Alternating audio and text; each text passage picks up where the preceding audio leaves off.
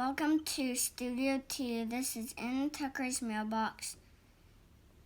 Today I will share a letter from 9/11 survivor Bill Hemm.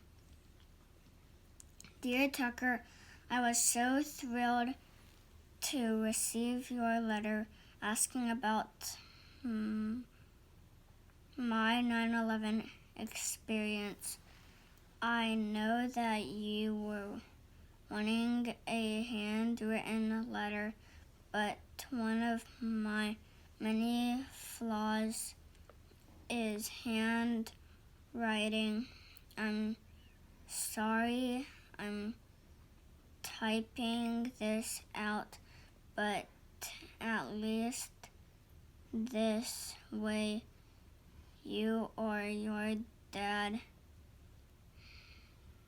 can read it. I have told my 9/11 stories so many times, but very rarely do I get to share it with someone who wasn't alive during that time.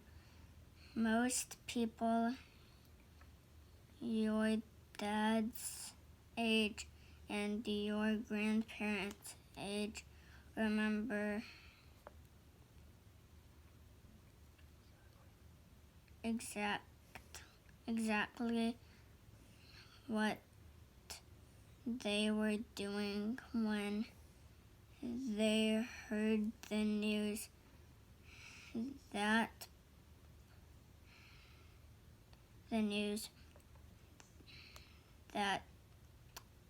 planes had struck Tower 1 and Tower 2 of the World Trade Center, but it is such a treat to see interest from people who were not even alive yet.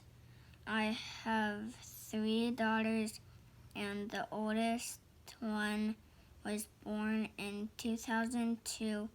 My girls are not interested at all, so thank you for even asking. I grew up in Oklahoma, but I went to college at University of Arkansas. I graduated in May of 2001 at the age of 22, and I wanted to be a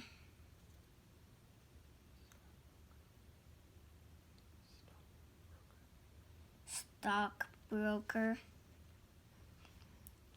so I was hired by Morgan Stanley. I studied really hard for a test called the Series 7.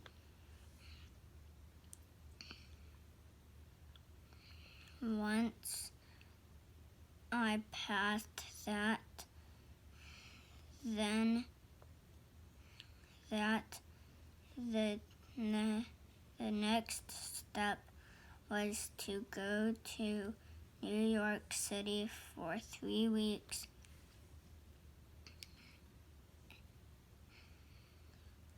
to learn about all the products that Morgan Stanley had. So I got on a plane September 9th and headed to New York City.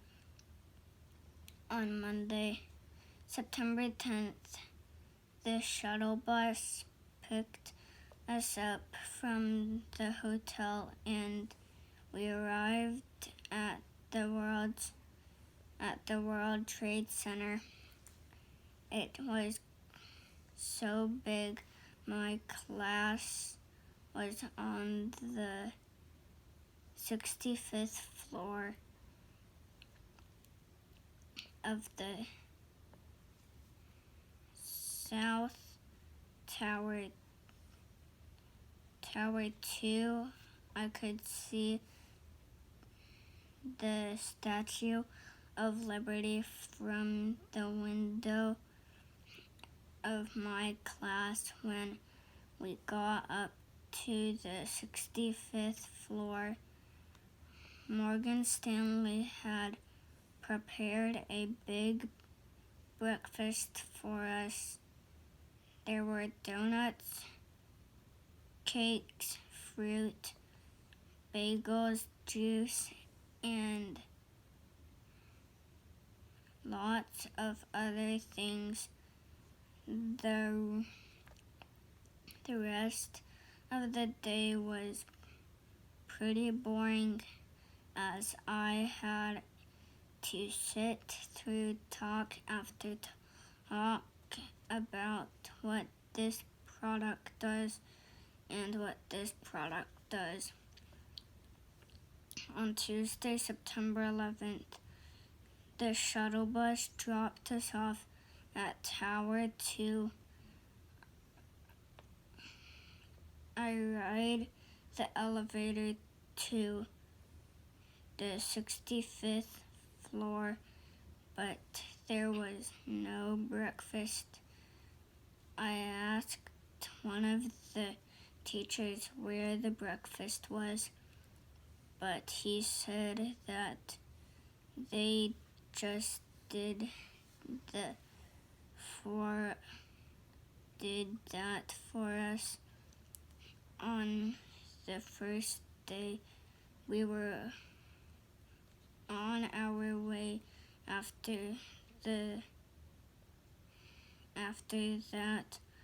The problem was that I was hungry.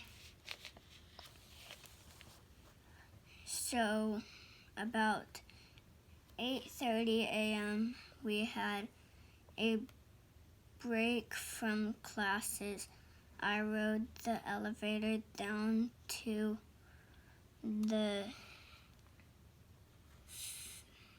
45th floor where I knew there was a cafeteria. I was standing in line waiting to pay for my ding-dongs and chocolate milk when everyone went running to the windows. The first plane had just hit the tower next to us and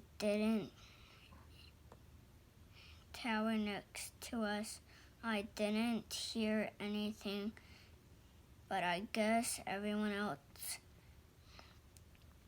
did. I walked over to the window and asked what was going on. The guy said next to me, asked the guy next to me, "Didn't you not feel that?" I didn't know that he was talking about, but I looked out the window and saw some fire on the ground, but I was still hot so high up in the air that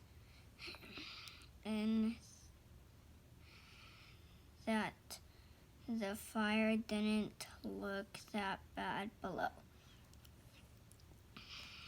I went back to the elevator, wanting to ride them back up to my class, but the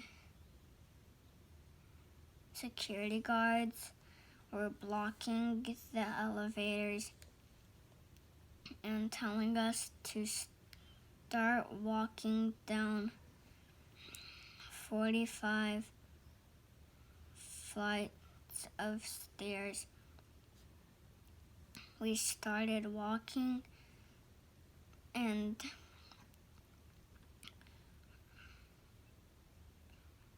I wasn't nervous at all. I didn't know what was happening, but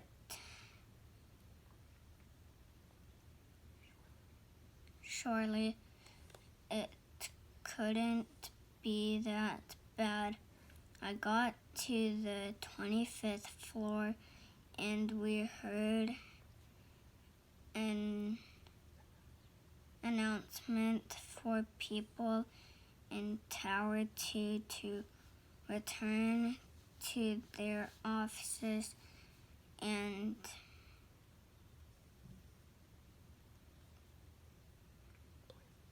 places of work. The World Trade Center people didn't know that another plane was coming. I didn't know about the other stairwells, but everyone in my stairwell kept going downward. I got to the 9th floor, and that's when the second plane came into our building. It shook for a few seconds.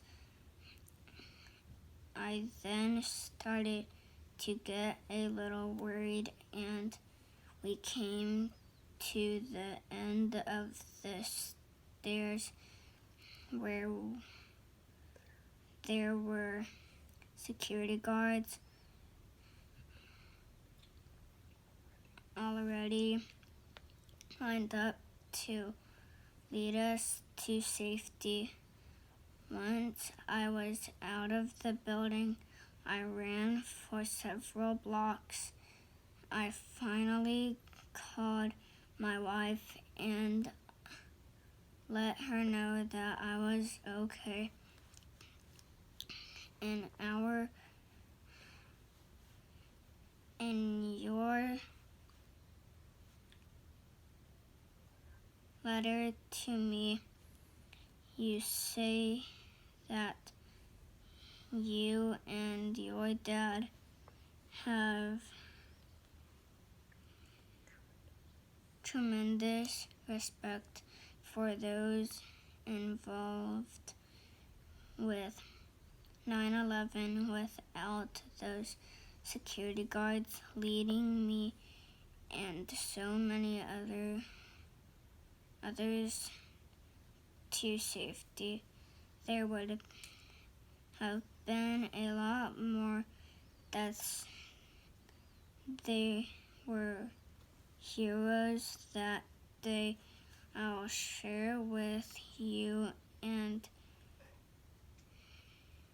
with you.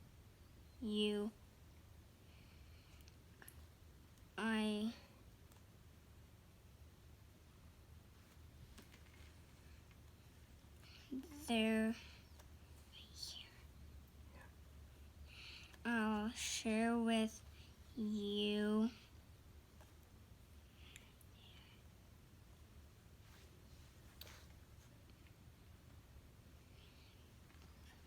have pretty sad thing, but hopefully you can handle it.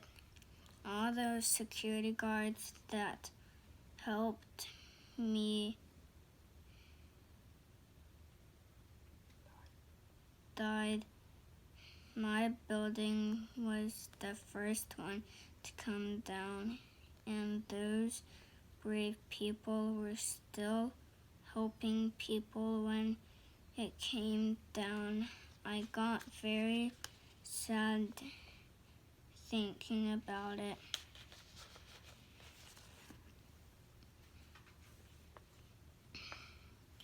I'll share with you one more story about the next day. I spent the night in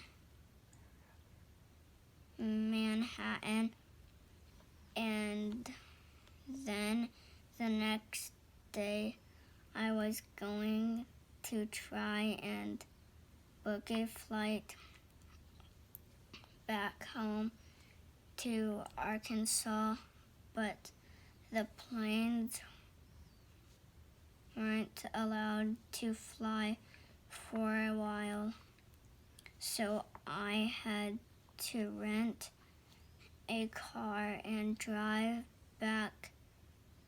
Here's the problem. I didn't know how to get to Arkansas from New York back in 2001. We didn't have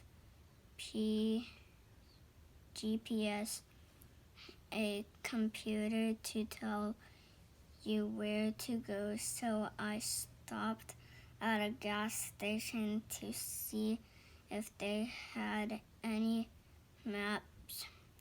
The only maps they had were large state maps of New York or New Jersey. That wasn't going to help me get back to Arkansas.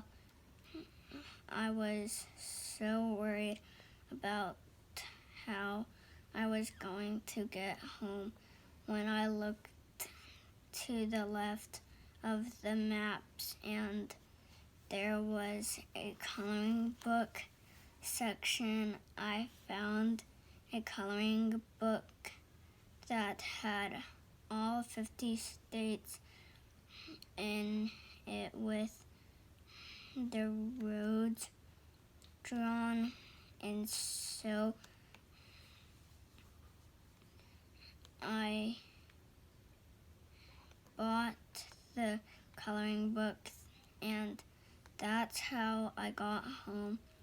Thank you so much for writing me. I'm sorry this letter was so long, but I have so enjoyed telling you my story. Tucker, thank you for listening. Click subscribe. Click Sincerely, Bill Hemm. Click subscribe to follow along. Thank you for watching.